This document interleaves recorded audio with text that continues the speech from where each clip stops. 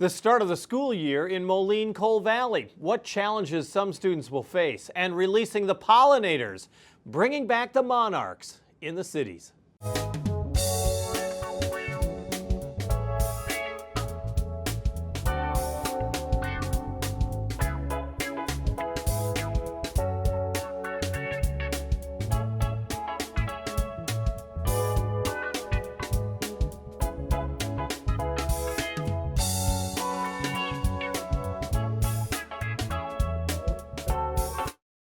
Moline-Coal Valley students are back in the classroom with homecoming just days away. But this 2025-2026 school year has some challenges for students, staff, teachers, and administrators. We talked with Moline-Coal Valley School Superintendent Dr. Rachel Savage. Start of a new school year is also just so exciting after a long summer break. How are the kids adapting, and how's the staff getting along with the kids so far? We are off to a great start, Jim. Today actually marks the 2-week mark. So we've got 2 weeks in. The students are doing a great job adjusting. We are happy to say that our positions are filled. We've got fantastic, highly qualified teachers and support staff and amazing leaders in our schools. Our students have adjusted very quickly. It's like they never left. Our extracurriculars are in full swing. Our facilities, we're up and running and ready to go on the first day. We're just really excited to get back and have everybody back in our schools. Everything is better when the kids are there. And the kids are there, and that's, of course, the first day of school is such a big event. But the next big event, of course, is homecoming coming up September 19th. I mean, that brings back a lot of memories for anybody who went to high school. But what an exciting time it is at Moline-Coal Valley. We're excited for a couple of reasons. First and foremost, we do have our very famous homecoming parade. Yes. This is my 7th year now starting in Moline, as superintendent. And my very first homecoming parade, I was completely astonished. I had never seen so many people come out for a high school homecoming parade in my life. They packed the street, they packed the avenue. They packed the avenue. The community really comes out. That's one of the things that I love about our community. Such pride, such tradition, and just such support of the kids in our district. I'm just always so amazed by that. You said pack the avenue. That's interesting, Jim. We actually are going to have a change this year for our parade. It's not something that we just decided to do on a whim. As you know, we have a fantastic partnership with the Moline Police Department. They are probably one of our most important partners that we have with the school district. They help keep us safe. They help us with making safety decisions. We have a fabulous school resource officer program, and they're great, just trusted partners in decision making and in guidance. And we were approached by Chief Galt in late spring, and we had some tough conversations about our homecoming parade. As you know, traditionally our homecoming parade does go along Avenue of the Cities, one of the most busiest streets in our community. Yeah. 30,000 cars a day, I learned. Additionally, there are so many open driveways, streets, lots that have just become far too many for the police department to really feel comfortable to be able to monitor, patrol, and keep protected. And so for those reasons, we made some interesting and difficult decisions to really change our parade route. So we did get some communication out this summer. We sent out some press releases. We put the parade changes out in our summer newsletter. We're going to be actually starting this week and next week, start to push out some remind messages to our staff and families through Class Dojo and Remind that we're going to have a different route. So the Moline High School homecoming parade route will actually start now on the corner of 41st Street and 26th Avenue over by Whitey's. Okay. And it's actually going to circle the perimeter of Moline High School. The route will actually be a little bit longer, so for anybody that might be concerned that the parade route will be shorter, it's actually going to be 0.3 of a mile longer. Want to make sure that's clear and that everybody knows that. And so the parade route will run along 26th and turn over to 34th and end up back on the corner of Avenue of the Cities, and that's where the parade route will stop. A couple of important caveats about that. The parade, as much as it is for the community and the spectators and alumni, it's for the students. It's a student event. And historically, we have had so many students that have not been able to participate when the parade ended up over at Wharton Fieldhouse, or it ended somewhere further away from campus, and students with transportation barriers have had a hard time getting back to campus or getting to the parade start. So this keeps the parade beginning and ending closer to campus so more students can participate. It seriously minimizes the number of driveways, entry streets, exit streets, open lots. It significantly reduces the number of open lots that need to be patrolled and protected, which exponentially increases the safety of the kids during the parade. And that really was that main driver. Now, for folks that might be really caring 100% about tradition, that might not be the favorite thing that they want to hear. But as I mentioned in our newsletter, we care about our traditions, but we care about the safety of our kids more. So we are going to try this new parade route for the first time. There will be probably some kinks and barriers that we're going to have to work through, but ultimately we're choosing to make this change before something tragic happens rather than after. And so that's really that big change, all leading up to the very exciting football game at our new field at Browning. And let's talk about that, because I mean, you mentioned tradition, and you take a look at Wharton Fieldhouse and what it has been refurbished as, and now you took on Browning Field. I mean, this is really significant for the people of Moline. It has been a long time coming. Like I said, I'm not from Moline, even though I've been trying to be a Moliner ever since I've arrived. I'm not sure how many years it takes to become a Moliner, but I'm trying. It has really generated a lot of excitement. And what I love about being a school district that has only one high school is that every single student in the Moline-Coal Valley School District will benefit from this investment. And the turf project and the improvements to Browning Field and the safety improvements around Browning Field are not just for football players. They are for every single student. They are for our student musicians, they're for our contemporaries, they're for our cheerleaders, they're for our soccer players, they're for our youth programs. Historically, our students have not been able to practice on those fields. Our marching band has not been able to spend a lot of practice time on those fields, all saving up for game day because of the mud, the gopher holes, not wanting to cause further damage. And so we will be able to see a lot more use on that field, and we're just really excited about that, as well as the safety. Far fewer turned ankles. There's just the previous field was just riddled with holes, and I'm not sure people really knew that. Well, and you look at Moline and you look at Browning Field and you compared it to other schools in the district, in the conference, I should say, and it was like it's high time that Moline got to that level. I think we were the last one. And so it'll be nice for the visitors to see it and go, uh-oh, it's the Maroons. We ought to be careful with this team. That's right. We also were able to, in that same project, refurbish the track. That process is still in the works.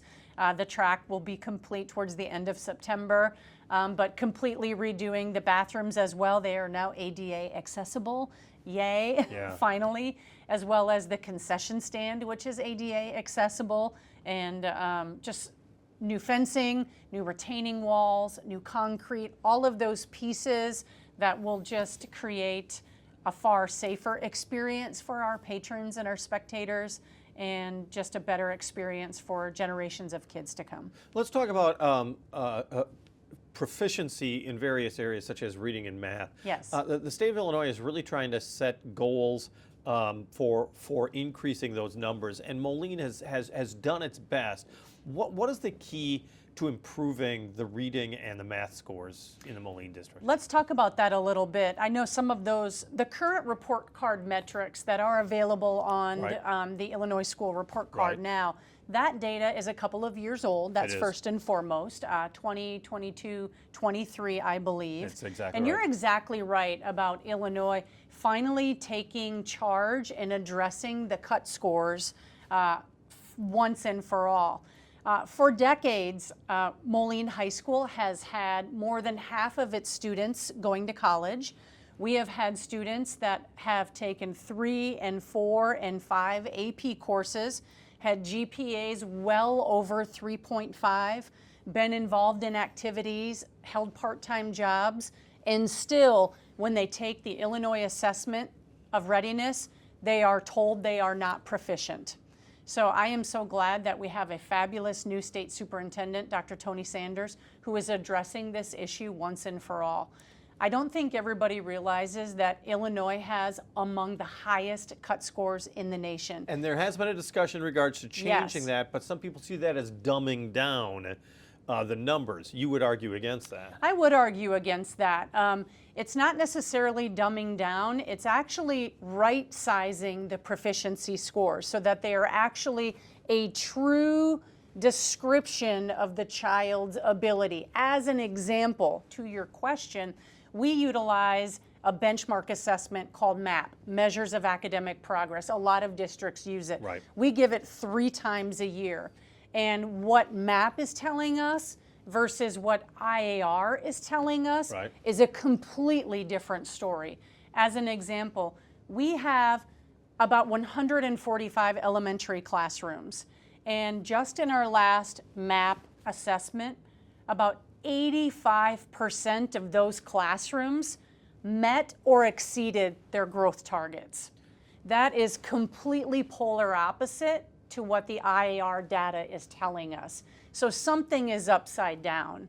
And so it's the MAP data that our teachers really use to inform instruction, to prescribe interventions, to assign more rigorous work for our students that are excelling. We have a lot of students that are performing above grade level. So someone that might feel that changing or right-sizing a cut score is dumbing it down might not have the full picture or the full understanding.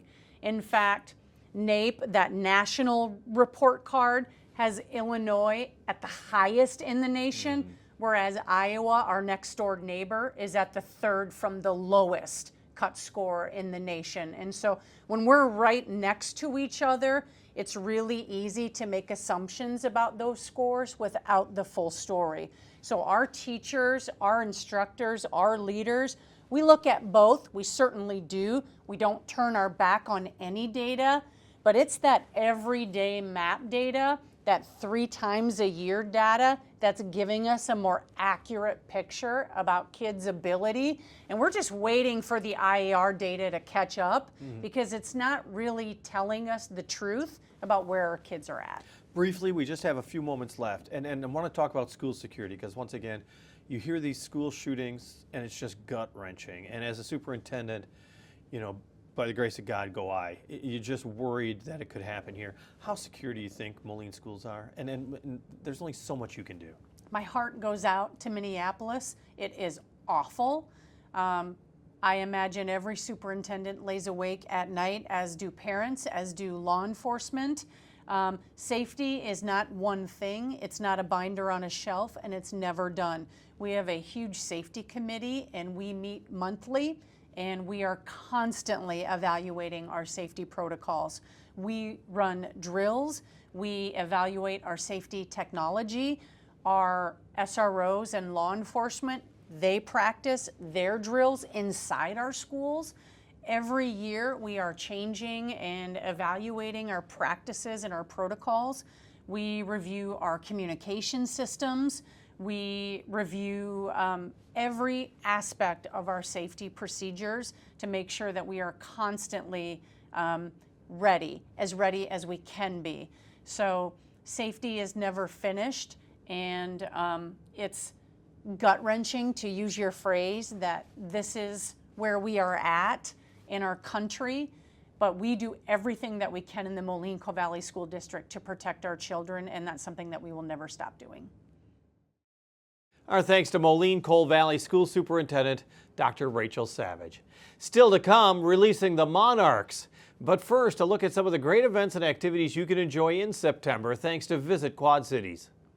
Check out the things to do this week in the Quad Cities. Start your week off by heading to Schwiebert Riverfront Park for the Rock Island Labor Day Parade. Then, catch the Quad Cities River Bandits in action at Modern Woodman Park on September 2nd. You only have a few more chances to see Mary Poppins at Circa 21 Dinner Playhouse, so grab your tickets today. Then get ready for some great food at Food Truck Friday in LeClaire. And finally, get ready for an awesome event at the Renwick Mansion on September 7th. For more events like these, check out our events calendar at visitquadcities.com. Well, here's some encouraging news. The World Wildlife Organization reports the Eastern Monarch butterfly population nearly doubled this year. But the group also says populations remain far below the long-term average. Nahant Marsh is trying to help bolster those numbers with its 10th annual Monarch Party coming up September 6th at its Davenport Education Center. And Amy Loving, the education director at Nahant Marsh, joined us to talk about the event. It is the 10th annual Monarch Release Party that's coming up, that's right, September 6th. What made you start getting involved in this Monarch release 10 years ago? So we got involved in this project 10 years ago with a local organization, and it's just sort of grown from there.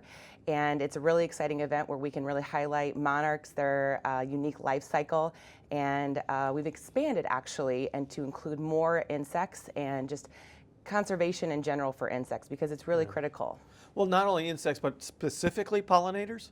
Yes, pollinators are extremely important. And tell me a little bit more about the Monarch release party that you have right now, because do you call them growing? You've got the monarchs at Nahant Marsh. So the event will include us tagging butterflies, monarch butterflies that have been reared by local volunteers and some of our staff members as well. We'll also be catching wild monarchs and tagging those. How do you tag a monarch? So there is a special tag that was developed by an organization called Monarch Watch. And there was some tagging that had gone on before this organization came to be, but they're in their 34th year, so they've developed this special tag that has a series of letters and numbers, and you place it on a special spot on the underside of the monarch wing on a particular discal cell, and then you record that number and you let it go. That is amazing. Yeah. Well, I think a lot of people don't really understand the entire migration of monarchs. I mean, you think of migratory geese, you don't really think necessarily of butterflies going a number of miles. Yes, it's absolutely incredible, which is why tagging is really important. It helps scientists to understand how far they're moving, how weather is affecting them, how their populations are doing. So it's really an important thing, because their migration is pretty unique compared to a lot of other animals. So the ones that are migrating back to Mexico now are actually like the great-great-grandchildren of the ones that came up in spring. So we are tagging this 4th and 5th generation, and these are the super monarchs. So these are the ones that are gonna live for an extra long amount of time. Mostly adult monarchs are just a few weeks, their lifespan. So these ones are gonna actually live for up to 6 months. Wow. You're talking about monarchs that are here. Are they actually going to make it all the way to Mexico? Well, we hope so. I mean, that's just amazing. Yeah, absolutely. And why Mexico? Do we know why? It's eastern Mexico, I believe. Yeah, there are some fir forests down there where they like to overwinter. And so they gather by the millions and they just drape over these fir trees. You can't even see the pines or the pines of the trees at all on those. So they just absolutely drape it. We have talked about World Wildlife saying the population actually doubled in 2025. That certainly is good news, Yes, it is good news, but we've seen a downward trend. So some years are better than other years, but overall it is a downward trend. And what do we attribute that to? There's a lot of different factors. A huge one is weather and climate. So if there is a really bad storm down in their wintering grounds and it takes out a lot of the trees, you're going to have mass, fatality. Well, not extinction, but mass exactly. fatality in an instance like that. There's also habitat destruction, fragmentation of different habitats. Diseases affect them as well. So there's a lot of contributing factors. We were really they were on the brink of what? I mean, the population had dwindled to such a small number. We were almost going to lose monarch butterflies. Yes, we were. Yes, we were. What takes it to that point? I mean, is it that we just ignored it for a while? A lot of it is our ecosystems have drastically changed over the last 150 years. So there's just a lot less habitat to support monarchs in that number. Okay, and what has helped grow it? Obviously, people a better understanding what's going on, but also efforts such as yours. Yeah, so conservation efforts and what you could do like on a local level as a homeowner is plant native plants. And that doesn't include just milkweed. So monarchs rely on milkweed as their larval host food. So the little caterpillars are eating all the milkweed leaves. Well, that's good for the caterpillars, but as adults, they need nectar sources as well. So planting nectar sources throughout the growing season is also really encouraged. And when you're supporting monarchs, you're supporting other insects and other wildlife as well. Let's talk about the pollinators. I mean, like you said, there's a number of bugs. We always think of bees as well. Nahant Marsh is really leading the effort, at least in the cities, in order to get these pollinator populations back up. Yeah, so we continue to assess our prairies and our native areas and making sure that our forbs are in high numbers, and even planting trees is really good as well, especially oaks. They support hundreds of numbers of moth and butterfly caterpillars. So, I mean, what do you suggest to people as far as the better plants to put in their yard in order to foster more growth? So here in the Quad Cities, there are a ton of plants that you can plant that will grow throughout their growing season.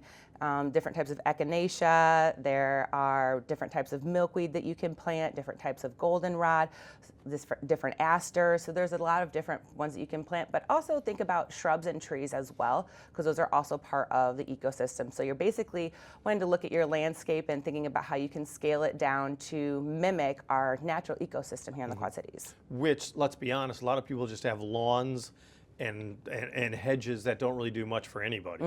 Yeah. Like, it's clean and tidy. Let's talk about some of the other programs you have going on, because I wanted to bring up on September 19th at 2 p.m. you have part of your homeschool program, and in this particular one is A Grasshopper's Life. Explain to me the homeschool program first off. So the homeschool program is something we've been doing for, gosh, I would say close to 15 years maybe. And it's a really great program. It's open to homeschool families in the area. We offer it once a month, and we try to keep activities seasonal. So right now, there's a lot of grasshoppers that are around, and so we're going to learn about their adaptations and get to catch a lot and identify which ones we're finding. And then coming up in October is the 25th Birthday Bash and Fall Festival.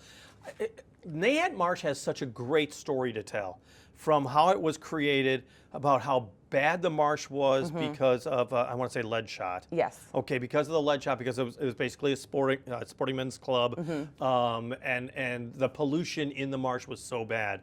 It has come back, and it really shows the vibrancy of nature, the strength of nature, especially once people understand what's going on and they get involved. Yeah, we're really excited to celebrate our 25th year with our fall festival, and we're going to have a lot of fun games for families. There's going to be live entertainment. We'll have food trucks, and it'll be just a great way for people to enjoy the beauty of the marsh.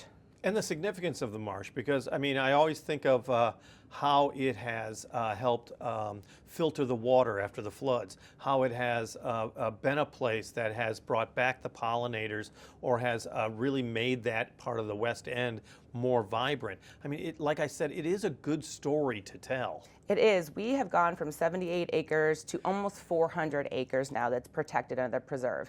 And when you think about the amount of wetlands that have been filled in, especially on the upper Mississippi River, having a huge wetland complex like that right in our community is absolutely critical. We're on the Mississippi Flyway.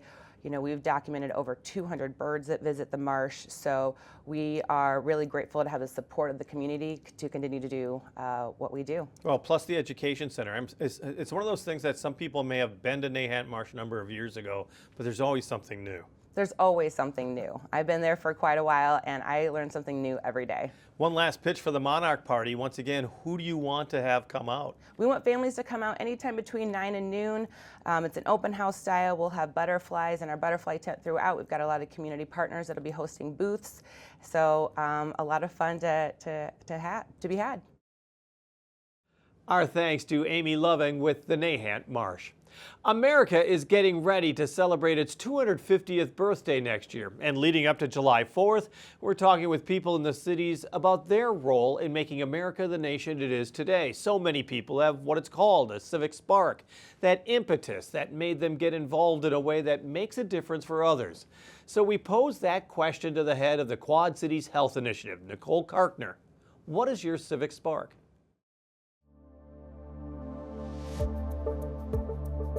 I enjoy solving big problems. I enjoy really thinking about how all the pieces of our community fit together.